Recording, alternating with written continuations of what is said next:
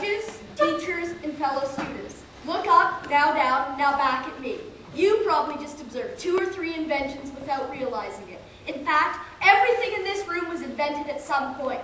Have you ever stopped to think about where all of these inventions come from? Well, I have, and I'd like to share some of my findings with you. First, I'd like to talk about the invention that revolutionized the way information is spread. And no, I'm not talking about the internet. In fact, this invention predates the internet by almost 525 years. If you haven't guessed by now, I'm talking about the printing press, circa 1540. The printing press, which was invented by German goldsmith Johannes Gutenberg, made the production of books and newspapers inexpensive and efficient, and helped to make Bibles and other books available to the average person. This had the effect of increasing the quality of education around Europe and helped to spark the Renaissance. Speaking of the Renaissance, you'd probably be surprised to learn that many of the items we use daily come from this era of intellectual and artistic revolution. For example, did you know that the flush toilet comes from this time?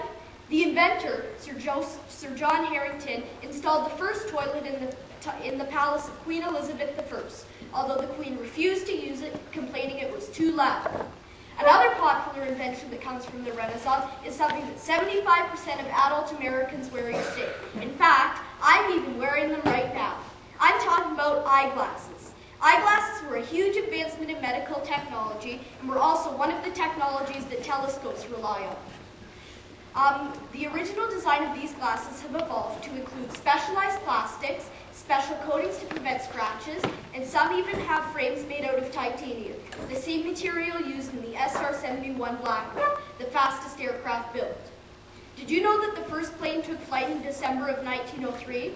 In the 110 years since Orville and Wilbur Wright made their first historic flight, human aerospace technology has evolved so that we can put men on the moon and travel across the ocean in less than 7 hours. That's a huge advancement, considering that the first flight lasted only 12 seconds and flew less of a distance than the wingspan of a 747 jumbo jet.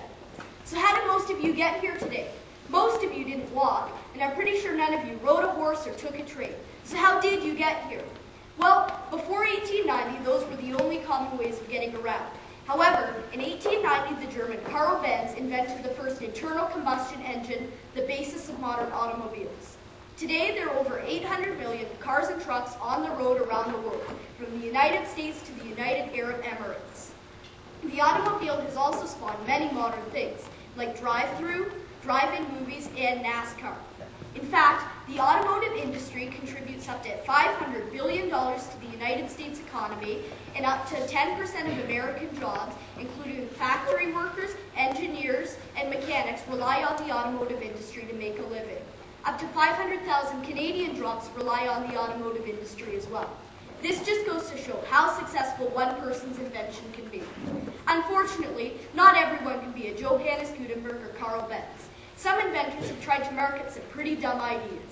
Take the pet rock, for example.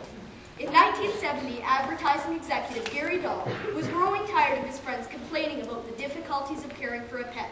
He decided to invent a pet that required absolutely no care at all. This pet he invented was simply a rock with googly eyes glued to it. These pet rocks came in a cardboard box that had air holes and resembled a cat or dog carrier. They also came with an instruction manual that showed some tricks you could teach these pets, such as sit or stay. Some other tricks you could teach required the help of the owner, such as roll over or attack. What's surprising is that these pet rocks became a huge fad, and in their short period of production, Dahl managed to earn millions of dollars. So, I hope that from this speech you have not only learned about some of the world's most famous inventions, but that you open up your mind to new ideas. Because who knows, you could become the world's most successful inventor from something as simple as a pet rock.